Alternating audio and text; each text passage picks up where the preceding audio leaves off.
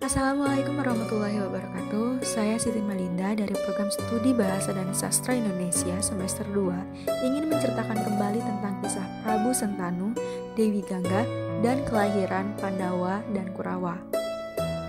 Prabu Sentanu berasal dari dinasti Kuru. Dinasti Kuru dimulai dari pemerintahan Raja Pratipa dan Ratu Sumanda.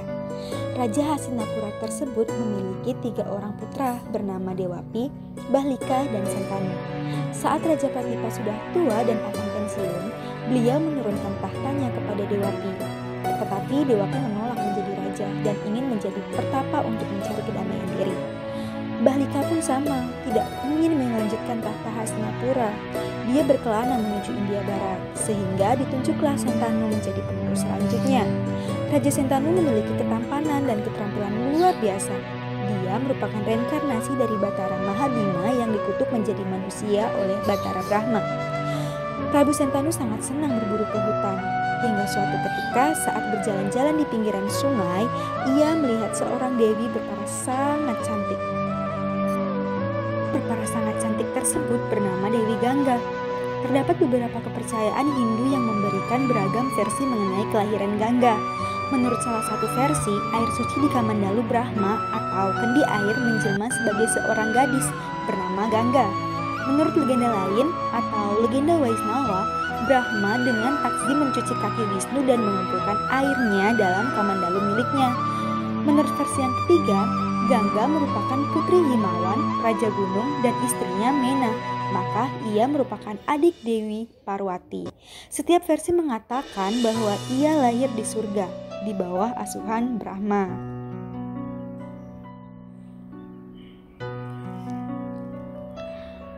Kemudian, suatu ketika, Dewi Gangga turun ke bumi. Mengapa demikian? Mari kita simak kelanjutannya. Seorang raja yang bernama Sagara dengan ajaib memiliki 60.000 putra. Pada suatu hari, Raja Sagara melaksanakan upacara demi kemakmuran di kerajaan. Salah satu bagian terpenting dalam upacara tersebut adalah kuda, yang kemudian dicuri oleh Indra yang cemburu. Sagara mengutus seluruh putranya ke seluruh pelosok bumi demi mencari kuda tersebut. Akhirnya, mereka menemukan kuda tersebut di dunia bawah tanah atau Patala, tepat di depan Resi Kapila yang sedang bermeditasi.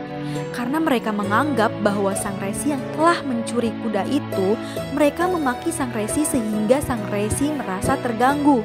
Sang resi membuka mata untuk yang pertama kalinya setelah bertahun-tahun dan memandang para putra Sagara. Dengan tatapannya, seluruh putra Sagara terbakar dan meninggal. Roh para putra Sagara gentayangan seperti hantu semenjak upacara terakhir bagi mereka tidak dilaksanakan. Ketika Bagirata, salah satu keturunan Sagara, putra Dilipa, mengetahui nasib tersebut, ia bersumpah akan membawa Gangga turun ke bumi sehingga airnya mampu membersihkan roh leluhurnya dan mengantar mereka ke surga. Bagirata menyembah Brahma agar Gangga turun ke bumi. Brahma bersedia dan ia menyuruh Gangga agar turun ke bumi, kemudian menuju dunia bawah tanah sehingga roh para leluhur Bagirata dapat diterima di surga. Gangga yang sombong merasa bahwa itu adalah penghinaan dan ia ingin menyapu seluruh isi dunia saat ia turun ke bumi. Dengan siaga, Bagirata menyembah Siwa agar mau mengatasi keangkuhan Gangga saat turun. Gangga dengan congkak turun ke rambut Siwa. Namun dengan tenang, Siwa berhasil menjebaknya dan membiarkannya keluar hanya lewat arus kecil. Kemudian, sentuhan Siwa menyucikan Gangga. Dalam perjalanan Gangga melewati dunia bawah tanah, ia sempat membuat aliran yang bercabang-cabang di muka bumi untuk menolong jiwa-jiwa malang yang ada di sana. Karena usaha Bagirata sehingga sungai Gangga turun ke bumi, sejak itu sungai tersebut juga dikenal sebagai Bagirati. Dan istilah Bagirat Prayatna dipakai untuk melukiskan usaha yang berani atau hasil yang sulit. Dalam perjalanan menuju dunia, Dewi Gangga berjumpa dengan 8 wasu, yakni manusia setengah dewa. Waktu itu, para wasu juga sedang dalam perjalanan pergi ke dunia untuk menjalani kutukan pula. Guna mempercepat masa waktu kutukan itu, para wasu kemudian minta tolong pada Dewi Gangga agar bersedia menjadi sarana kelahiran mereka. Mereka juga minta bantuan agar begitu mereka dilahirkan, segera dibunuh. Dengan demikian, Kedelapan wasu itu tidak akan terlalu lama hidup sebagai manusia. Permintaan para wasu itu disanggupi oleh Dewi Gangga. Setelah kita mengetahui asal-usul Dewi Gangga dari awal mula kelahiran sampai dia diturunkan ke bumi, sekarang kita kembali ke awal ketika Prabu Sentanu bertemu dengan Dewi Gangga ketika berjalan-jalan di pinggiran sungai. Lalu setelah itu, Prabu Sentanu mengajak Dewi Gangga untuk menikah. Namun dengan satu syarat. Syaratnya adalah Dewi Gangga meminta agar Prabu Sentanu jangan sekali-kali menegur segala perbuatan Dewi Gangga yang dianggap tidak wajar. Oleh sebab itu, setiap kali Dewi Gangga melahirkan bayi dan langsung membuang ke sungai Gangga, Prabu Sentanu tidak berani menegurnya. Namun pada kelahiran bayi ke-8, Raja Astina itu nekat menegur dan melarang perbuatan keji itu. Karena larangan ini, maka wasu ke-8 yakni Basuprada terpaksa menjalani hidup di dunia dalam waktu yang lama. Bayi itu diberi nama Dewa Brata alias Gangga Datta yang kelak dikenal dengan nama Resi Bisma atau Prabata. Nama Dewa Brata diganti menjadi Bisma karena ia melakukan Bisan Pratigya, yaitu sumpah untuk membujang selamanya dan tidak akan mewarisi tahta ayahnya. Hal itu dikarenakan Bisma tidak ingin dia dan keturunannya berselisih dengan keturunan Satyawati, ibu tirinya. Setelah melahirkan anaknya yang ke-8 ini, berarti Dewi Gangga telah selesai menjalani kutukan sebagai manusia dan kembali ke kayangan untuk hidup sebagai bidadari. Setelah ditinggal Dewi Gangga, akhirnya Prabu Sentanu menjadi duda.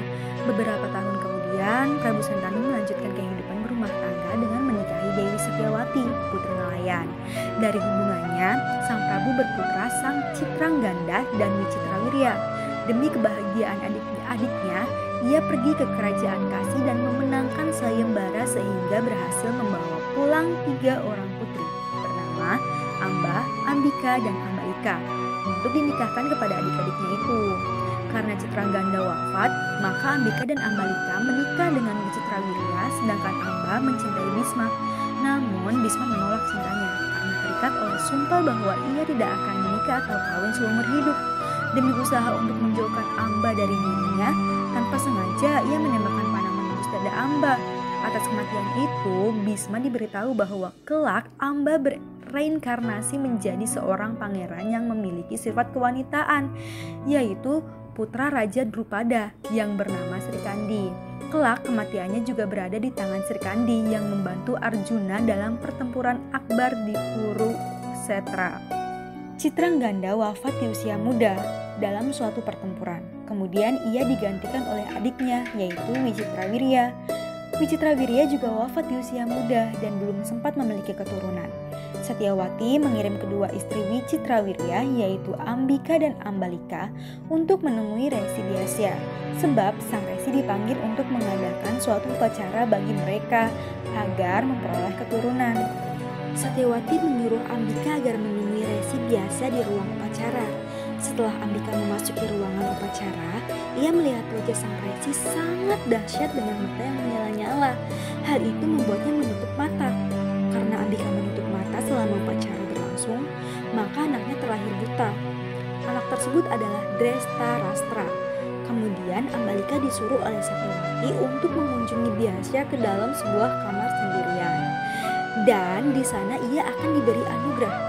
Ia juga disuruh agar terus membuka matanya supaya jangan melahirkan putra yang buta seperti Drestarastra. Maka dari itu, Ambalika terus membuka matanya, namun ia menjadi pucat setelah melihat rupa sang bagawan Vyasya yang luar biasa. Maka dari itu, Pandu, putranya, ayah para Pandawa, terlahir pucat. Drestarastra dan Pandu mempunyai saudara tiri yang bernama Widura. Widura merupakan anak dari Resi Vyasya dengan seorang dayang Satyawati yang bernama Datri. Pada saat upacara dilangsungkan, dia lari keluar kamar dan akhirnya terjatuh, sehingga Widura pun lahir dengan kondisi pincang kakinya. Dikarenakan Drestarastra terlahir buta, maka tahta Hastinapura diberikan kepada Pandu. Pandu menikahi Kunti, kemudian Pandu menikah untuk yang kedua kalinya dengan Madrim. Namun akibat kesalahan Pandu pada saat memanah seekor kijang yang sedang kasmaran, maka kijang tersebut mengeluarkan kutukan bahwa Pandu tidak akan merasakan lagi hubungan suami istri, dan bila dilakukannya, maka Pandu akan Kijang mengalami tersebut ajal. Kemudian mati dengan berubah menjadi wujud aslinya, yaitu seorang pendeta. Kemudian karena mengalami kejadian buruk seperti itu, Pandu lalu mengajak kedua istrinya untuk bermohon kepada Hyang Mahapurasa agar dapat diberikan anak. Atas bantuan mantra Adityah Hridaya yang pernah diberikan oleh Resi Vyasa, maka Dewi Kunti bisa memanggil para dewa untuk kemudian mendapatkan putra. Pertama kali mencoba mantra tersebut, datanglah Batara Surya. Tak lama kemudian Kunti mengandung dan melahirkan seorang anak yang kemudian diberi nama Karna. Tetapi Karna kemudian dilarung ke laut dan dirawat oleh Kurawa, sehingga nanti pada saat perang Batara Yuda, Karna memihak kepada Kurawa. Kemudian atas permintaan Pandu, Kunti mencoba mantra itu lagi. Batara Guru mengirimkan Batara Dharma untuk membuahi Dewi Kunti sehingga lahir anak yang pertama, yaitu Yudhistira. Setahun kemudian Batara Bayu dikirim juga untuk membuahi Dewi Kunti sehingga lahirlah Bima. Batara Guru juga mengutus Batara Indra untuk membuahi Dewi Kunti sehingga lahirlah Arjuna, dan yang terakhir Batara Aswan dan Aswin dikirimkan untuk membuahi Dewi Madrim, dan lahirlah Nakula dan Sadewa. Kelima putra Pandu tersebut dikenal sebagai Pandawa. Drestarastra yang buta menikahi Dewi Gandari dan memiliki 99 orang putra dan seorang putri yang dikenal dengan istilah Kurawa. Pandawa dan Kurawa merupakan dua kelompok dengan sifat yang berbeda namun berasal dari leluhur yang sama, yakni Kuru dan Barata. Kurawa khususnya Duryudana bersifat licik dan selalu iri hati dengan kelebihan Pandawa. Sedangkan Pandawa bersifat tenang dan selalu bersabar ketika ditindas oleh sepupu mereka. Sekian ulasan singkat dari saya tentang kisah Prabu Sentanu, Dewi Gangga, dan kelahiran Pandawa dan Kurawa. Kurang dan lebihnya mohon maaf. Hashtag di rumah aja, cuci tangan jangan lupa, jaga kesehatan wajib hukumnya agar terhindar virus corona. Sampai jumpa. Wassalamualaikum warahmatullahi wabarakatuh.